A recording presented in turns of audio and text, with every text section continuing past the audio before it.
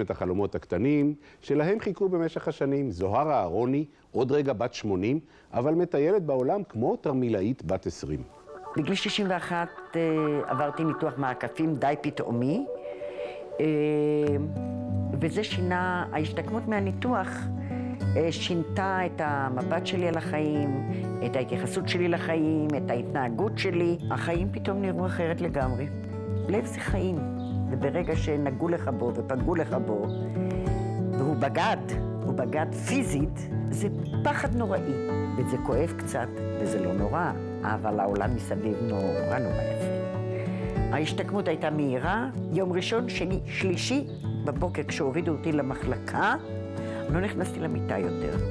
ואז, עם כוח רצון, עם הסתכלות על החיים בעיניים ירוקות, כחולות, בהירות, התחלתי מחזור חיים חדש. זוהרה פרצה החוצה. אני חושבת שהגיל הכרונולוגי הוא לא מה שקובע. מה שקובע זה איך אדם מרגיש. אני לא מרגישה בת 79. הסוד שלי אולי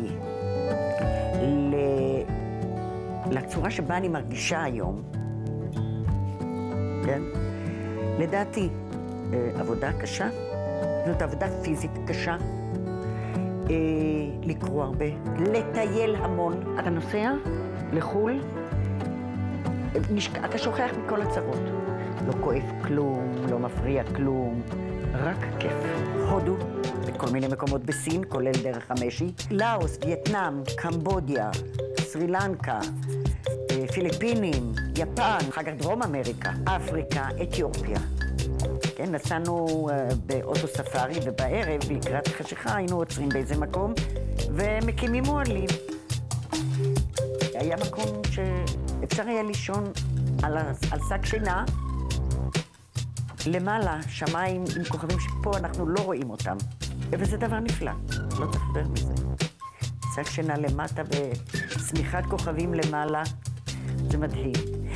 וקודם להתרחב קצת בנהר הקטן שמה, זה עוד יותר נחמד, ולהכניס את כל הדברים לאוהל כדי שהקופים לא יחטפו כי הם חוטפים. לא צריך לדבר מזה. אני נתקלת בהרבה אנשים בני 80, 70, 80 פלוס, שהם, קודם כל יש להם כושר לא רגיל.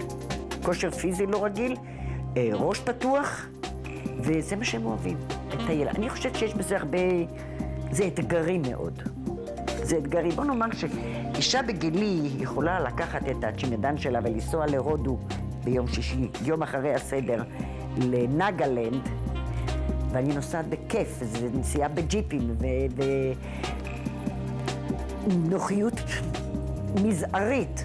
ואני מחכה לזה בקוצר רוח, ואני חושבת שזה נפלא. עכשיו אני אקח אתכם לראות את הדבר האמיתי, הגינה שלי. זה סוד הקיום שלי. הפינה הזאת, אני קמה בבוקר, זה מה שאני רואה בבוקר. הכל יפה. אצלי הכל יפה. הכל טוב. כל האנשים טובים. והעיקר לא להתרגז. לקחת את החיים בפשטות, כמו שהם. נראה שלעולם לא מאוחר מדי. ולנושא אחר, הבושה גורמת לנו הרבה פעמים לסבול בשקט ולהסתיר את הבעיה אפילו מהרופא. דחורים הם בעיה